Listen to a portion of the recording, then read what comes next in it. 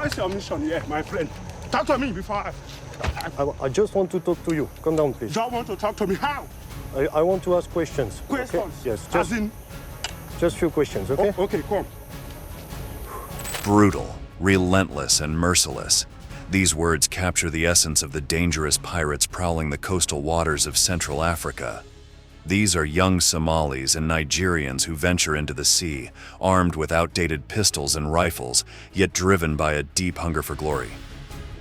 They know no mercy, for they themselves have never experienced compassion firsthand. Precariousness and displacement have shaped these youths, scarred deeply both physically and emotionally. Driven to the sea by a land that denies them a dignified life, adolescents from Nigeria and Somalia are recruited by criminal organizations that exploit them for their own gain. In societies where only absence is present, even a look of respect can be a sufficient reward. Somali pirates risk their lives to hijack ships, cargo, or sailors, and most who return do not reap the rewards of their efforts. While the leaders and bosses keep much of the spoils, the younger ones are still willing to embrace this lifestyle as the psychological reward is significant. These adolescents become pirates to give their lives meaning and gain the admiration, or better yet, the fear of everyone in the village. The goal is to survive another day, but the dream is to last long enough to replace their leaders and forge their own empire of blood and fire.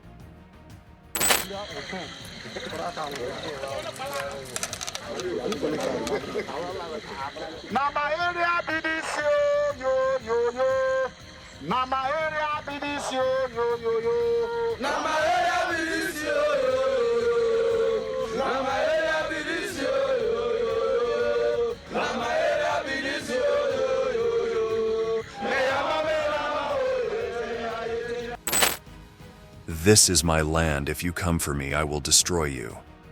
This is the war chant of Nigerian pirates, men who have made violence their way of life. Raised in a world that offers few opportunities for personal growth, the palms of their hands have become accustomed to the cold metal of their weapons from an early age. In many coastal villages in Nigeria or Somalia, the most modern artifacts you will find are the AK-47s, wielded by criminals, and some satellite phones used by warlords to negotiate ransoms. Even in this climate of precariousness, the piracy business generates millions of dollars, leading to an exponential increase in activity along the African coasts. To understand the causes of this massive criminal phenomenon in depth, we need to consider three key factors: the vulnerability of the trade routes surrounding Africa, the economic exploitation in these nations, and the precarious lifestyle of their inhabitants. The combination of these three elements has created an explosive cocktail that threatens international trade in the Southern Hemisphere's waters and seems far from over. Initially, it is important to understand the social and cultural situation in Nigeria and Somalia. Nigeria, in West Africa, is one of the largest countries in what is known as the Gulf of Guinea. While Nigeria has been experiencing slow state growth for a decade and is by no means a failed state, its military forces still struggle to combat organized crime. Other countries in the region show more problematic economies, leading to the creation of militias and armies that answer to criminal warlords.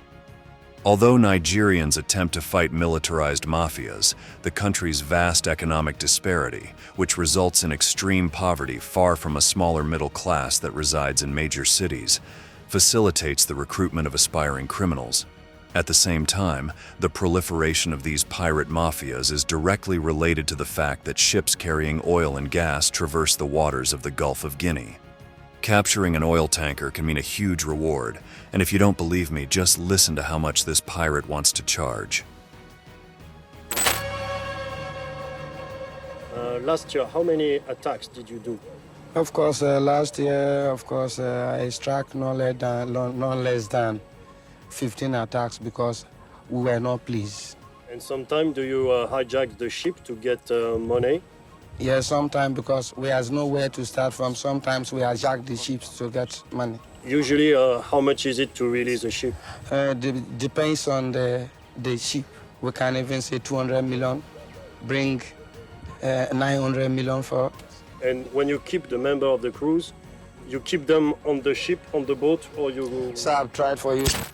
The ransom for a medium-sized vessel is around 200 million naira, which is equivalent to about $200,000. In reality, this amount does not represent a significant sum for rescuing an oil tanker or a fuel-carrying ship. Beyond the life of the captain and crew, which are invaluable, a ship in the industry could be worth billions of dollars. Of course, the man is the land he walks on, and in such an unequal society, this scheme is mirrored in the mafias. Not all pirates receive a significant share of the loot. In fact, most of what we might call the foot soldiers risk their lives mainly for fame and a handful of cash, while it is the major warlords who take the gold. In the most cruel cases, returning home with a scar and a story to tell is all the payment they receive for their work. Despite this, ship hijacking is a crime that grows year by year, reaching a peak of 130 vessels captured in 2020. Currently, the Gulf of Guinea is marked as the most dangerous place for commercial ships, and the European Union as well as the United States are considering intervening in the issue. A similar situation occurs in Somalia, on the opposite end of the African continent. But unlike Nigeria, this country faces severe infrastructural problems, and its state can hardly be considered stable. In fact, Somalia is a failed state, one of the poorest in the world, and it is experiencing a severe food crisis that affects much of its population.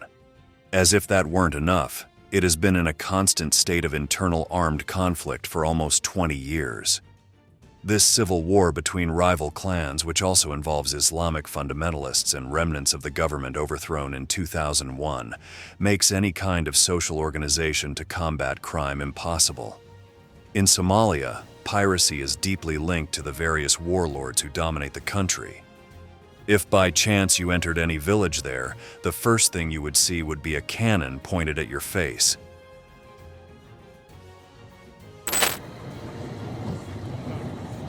Get down. Quick, get down. Okay.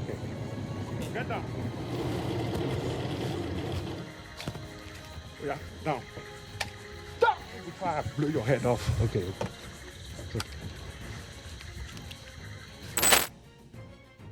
It is highly likely that if you ventured deep into a pirate village, you would not return alive. The truth is that in Somalia, criminal organizations do not have to work hard to recruit their soldiers. For the past few years, every Somali child's dream has been to become a pirate. With extreme poverty being prevalent, the criminal underworld offers them prestige in addition to a meal.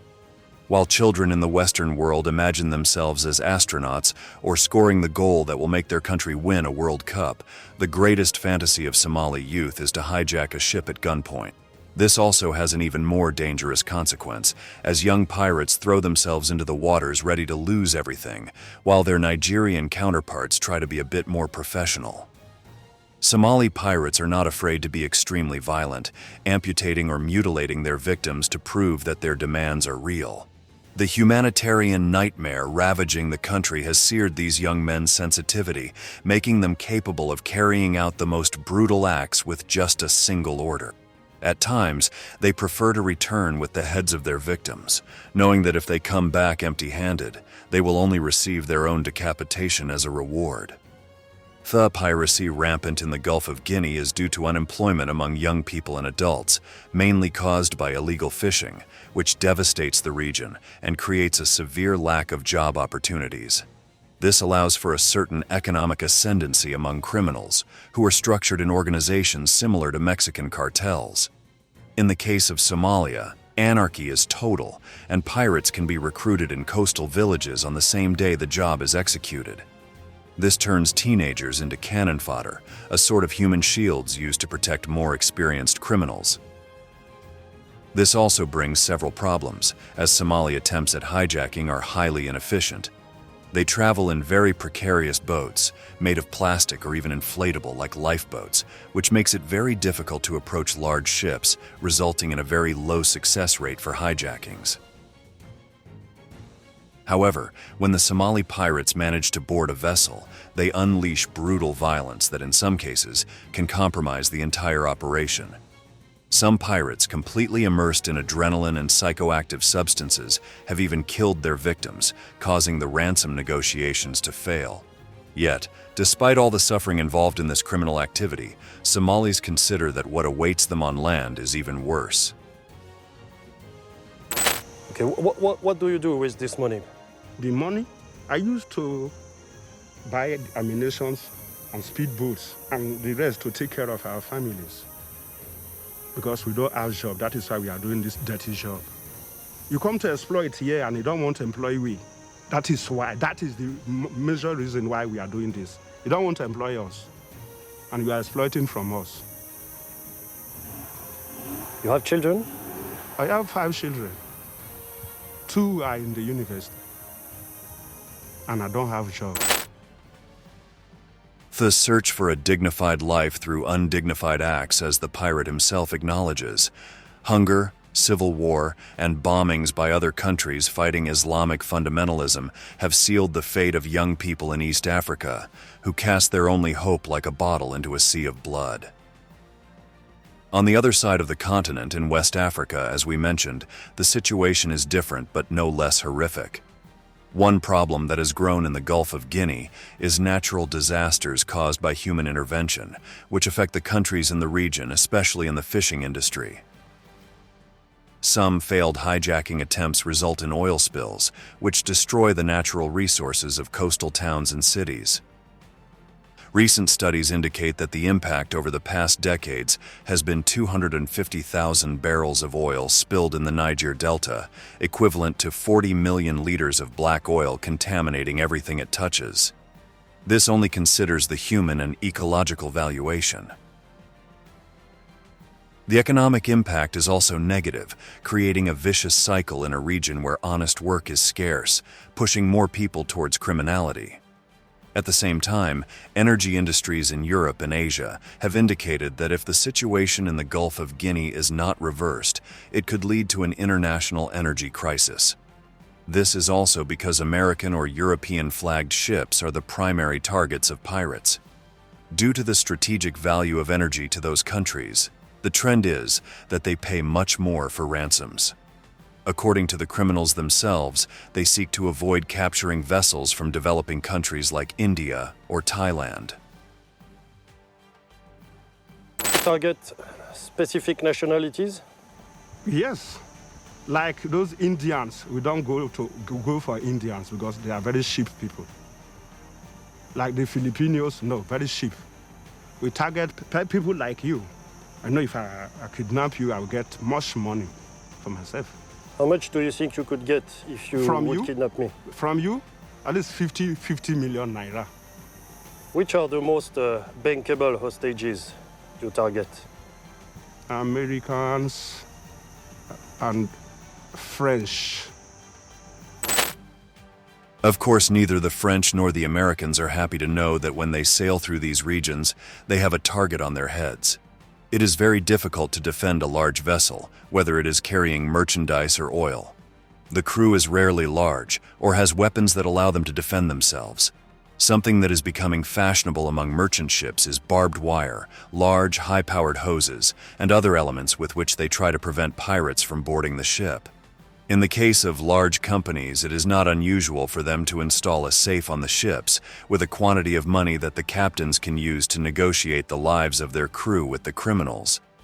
However, pirates have already become accustomed to this last strategy, so they try to steal that money, in addition to capturing the ship. Part of my job. So once you have opened the fire, you go on board?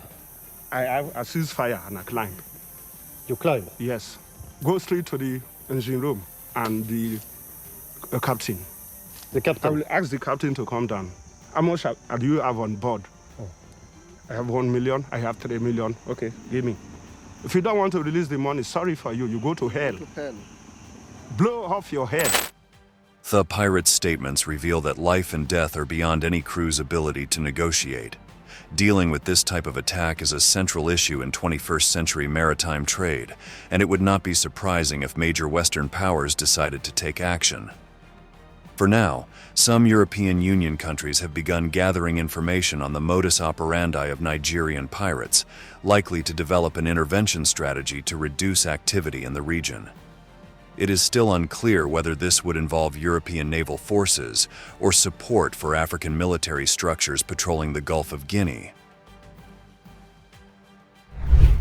On the other hand, the situation in Somalia is much more complex, as the trade routes affected by piracy involve many nations, including the United States, Russia, China, and India, among others. It is understandable that, in this scenario, coordinating to stop the activity would be diplomatically impossible.